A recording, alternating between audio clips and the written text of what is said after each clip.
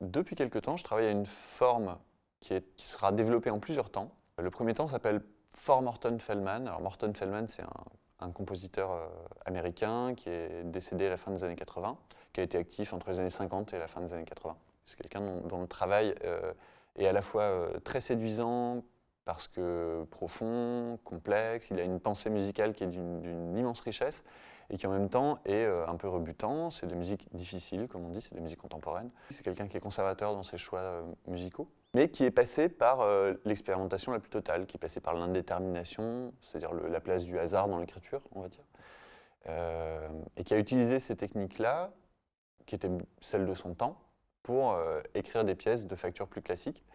C'est quelqu'un qui était bon vivant, qui était très drôle, qui était d'une immense vivacité intellectuelle. Et j'ai eu envie de placer la pièce sous cette figure tutélaire, comme ça, de faire ce qu'on pourrait appeler un tombeau, comme on dit parfois en poésie, qui porte donc le nom For Morton Feldman. Comme souvent ces pièces ont été intitulées, il a intitulé certaines pièces For Philip Guston, qui était peintre, ou For John Cage. Ça se présente sous la forme d'un concert, disons, avec une pianiste, Barbara Dang, qui est une habituée de Feldman, et une lecture portée par un comédien, il se trouve que c'est moi. Lecture d'un texte que j'ai écrit et qui est une vision, une hallucination de ce que pourrait être une entreprise terroriste, un projet terroriste importé de Mésopotamie. Alors, la Mésopotamie n'existe plus, hein, on est bien d'accord, importé de Syrie en l'occurrence.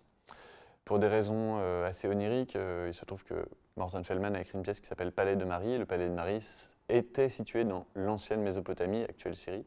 Pièce qui n'est absolument pas en rapport avec le contexte actuel en Syrie, mais ça m'a paru être un heureux hasard.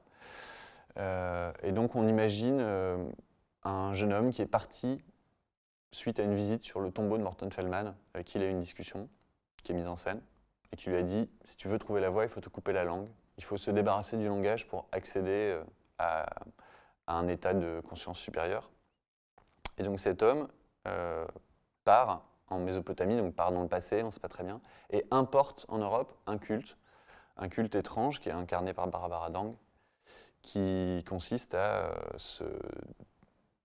modifier son corps jusqu'à l'extinction de la capacité langagière dans ce corps. C'est un récit, ça fonctionne presque comme un conte, c'est très simple dans la forme, c'est juste quelqu'un qui raconte ce qui s'est passé, qui est donc l'importation de ce culte.